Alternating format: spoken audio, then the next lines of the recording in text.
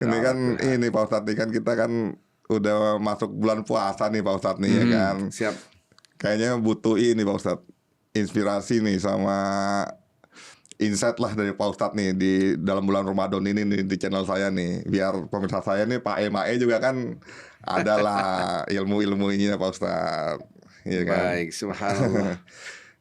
Mana kita bicara dari mana Ramadan itu luas sekali ilmunya ya gitu, Iya. tentang Ramadan. Jadi coba satu pertanyaan yang sangat mudah sekali. Pernahkah kita dalam perjalanan, taruhlah naik mobil, naik motor, naik apapun, atau jalan kaki, 1 menit, 2 menit, 3 menit, kagak tahu tujuannya kemana?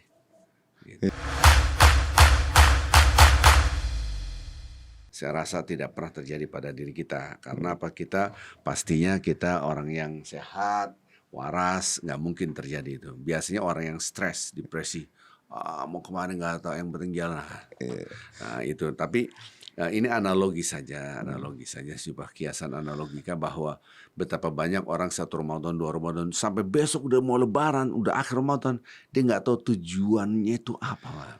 Nah iya itu dia nih, makanya perlu banget nih ini dari Pak Ustadz nih, kita nih bimbingan nih sama inspirasi dan insightnya nih. Tapi Pak Ustadz nih, sebelum kita bicara ke sana nih Pak Ustadz nih, Siap. ya kan saya tahu nih Pak Ustadz nih kan ada aktif di aksi peduli bangsa nih Pak Ustadz nih, Iya, ya kan. betul. Terus kan Pak Ustadz juga sekolah di Universitas Al Azhar ya, Kairo ya Pak Ustadz ya kan. Ya terakhir lah gitu. Udah gitu juga ada dakwah juga di Amerika sama Kanada nih, Iya. ya kan.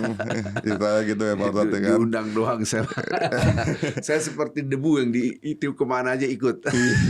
Tapi luar biasa banget tuh Pak Ustadz, buat saya Pak Ustadz. Saya tahu Pak Ustadz kan lagi sering ikut kajian di MRPI itu ya, Masjid Raya Ya, Pondok Indah dulu, itu Pak ya, Ustadz. dulu banget. Ya. Iya benar. Sebelum COVID gitu. Ya. Nah Pak Ustadz boleh sedikit jelasin Pak Ustadz nih dari aksi peduli bangsa nih Pak Ustadz. Oh, aksi peduli bangsa itu mungkin secara legal ya dari 2013. Sebetulnya kita sebelum dari 2013 sudah berjuang di hutan, di pedalaman primitif ya, yaitu di pedalaman Mentawai. Mentawai, itu Pak Ustadz. Sumatera Barat. Jadi kita naik kapal. Dulu saya pertama kali ke sana pakai kapal kayu tuh 21 jam. Di pulau terbesar namanya Siberut. Kita masuk Siberut Selatan, kemudian kita berjuang di sana di daerah dusun namanya Butui, desa Madobak. Nah, sekarang kita sudah sampai Indonesia bagian timur, suku Tawana. Itu juga di gunung, di hutan. Jadi kalau kita naik itu 32 jam naik gunung. Nah, itu di daerah Sulawesi Tengah gitu. Jauh gitu ya Pak Ustadz ya? Oh, jauh banget. Kita naik pesawat 2 kali kita ke sana, habis itu naik kapal, naik mobil lagi 6 jam istirahat, ambil lagi 3 jam, baru kita jalan kaki 32 jam dan seterusnya. Iya, naik gunung. Wah luar biasa. Enggak lah, itu hanya keterpanggilan aja. Jadi kita di pedalaman tuh udah 15 tahun lebih lah, insya Allah. 15 tahun ya Pak Ustadz ya? Jadi udah lama sebetulnya. Memang aksi peduli bangsa ini saya bangun karena saya pikir-pikir kalau berjuang sendirian kita butuh payung hukum. Iya, betul, Dibentuklah Pak Ustadz. yayasan Legalitasnya aksi, ya, legalitas misalnya. aksi peduli bangsa. Dan banyak BUMN yang sudah percaya sama kita. Kita Alhamdulillah. dapat bantuan dari beberapa BUMN. Mungkin ada sekitar 13 BUMN. Walaupun sekarang setelah COVID, apalagi pemilihan umum, ya nggak ada lagi bantuan. Oh, jadi Gitu masih kan. belum ini ya, masih masih dari mandiri COVID nih sekarang ya. nih saya Pak Ustadz. Alhamdulillah ya ada Allah kan. Allah ya, wah luar biasa Pak Ustadz nih. Kasihan saudara-saudara kita di sana nggak kenal pakaian. Oh, Mohon maaf, perempuan pun nggak pakai pakaian, hanya alat vital saja yang ditutup. Ini tato semua. Jadi ya gitulah kehidupan di hutan. tapi emang itu belum kesentuh Pak Ustadz sama kalau menurut saya pemerintah sih gitu. belum kesentuh. Gimana? Listrik juga nggak ada. Suku Tawana juga begitu. Mereka belum disentuh. Tapi mereka sudah pakai baju walaupun masih ya nggak kenal bahasa Indonesia, nggak kenal sekolah. Oh, nggak kenal bahasa Indonesia? Nggak kenal bahasa Indonesia. Jadi saya Terus masuk komunikasinya gimana Pak pakai Ustadz? penterjemah. Oh, Ya harus ada penterjemah lah. Nah ini aksi peduli bangsa memang tidak ada profit oriented, bukan cari duit, cari apa. Saya hanya pengabdian buat NKRI. Kebetulan saya lama di luar ya, dari tahun 80-an balik tahun 2000. Jadi ya kadang-kala semakin jauh semakin cinta. Semakin jauh semakin saya tuh mau mengabdi ya Allah. Saya ingin sekali mengabdi buat bangsa kita, dan dulu cita-cita saya tuh memberikan beasiswa ke anak-anak Indonesia. Karena hidup saya beasiswa terus. Dari beasiswa ke beasiswa terus nggak pernah ngeluarkan duit 1 rupiah pun ke banyak lembaga pendidikan lah. Dan akhirnya saya pikir saya harus mengembalikan ke bangsa saya gitu. Maka itu ketika kita masuk di Mentawai, akhirnya kita berikan beasiswa anak-anak sekolah sampai sekarang, alhamdulillah. Wah, alhamdulillah.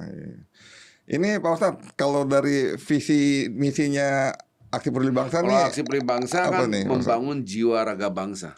bangun jiwa raga bangsa Jiwa raga ya. bangsa. Kita bantu.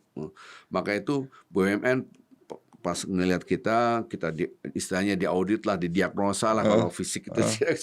Wah, akhirnya mereka visit, melihat sangat kredibel, dan kita termasuk yayasan yang nomor 1 yang sangat kredibel di kalangan BUMN gitu. Tapi ya alhamdulillah lah, semua juga karena Allah ya. Istilahnya alhamdulillah ala kulli hal ya. Kondisinya COVID, susah, pemilihan umum, dan terus sampai sekarang belum ada lagi bantuan gitu ya. Mudah-mudahan ke depan ada bantuannya lagi gitu kan. Insya Allah ya Pak Ustadz ya. Siapa tahu nih ada yang Insya Allah. nonton nih di Insya Allah. sini kan, udah nggak Pak Amin, Ustadz? amin, Ada yang amin. pemirsa saya nih, Pak E dan Mak E nih yang bisa peduli juga kan ya Pak Ustadz ya. Insya Misalnya Allah, gitu kalau kan saya jadi yakin investasi ada Allah. akhirat ya Pak Ustadz. Insya Allah ya, saya yakin pasti ada yang bantu kita lah. Nggak pernah kita gini analoginya. Kalau kita jadi pegawai sebuah perusahaan, taruhlah kita jadi pegawai perusahaan A, kita kerja di situ, perusahaan A yang mengcover, ya kan? Iya, iya betul. Kita dikasih gaji, kita kasih bahan asuransi hidup kita kalau kita sakit. Gimana kalau kita jadi pegawai Allah? Masya Allah. Saya tanya, apakah kita dibiarin? Iya, Rezekinya lebih benar, banyak benar. kan? Iya. Nah, keyakinan itu bahwa hidup adalah kontrak dengan Allah, itu yakin nggak kita punya keyakinan itu nggak? Kebanyakan orang kan hidup kontrak dengan manusia. Iya, Coba iya, pikirin, saya datang ke pedalaman, mengeluarkan duit, iya, jangankan uang, jiwa saya hampir terancam. Berapa kali saya mau dibunuh oleh orang-orang pedalaman? Pak Ustadz. Udah nggak kehitung, udah berapa Iya. kali ya?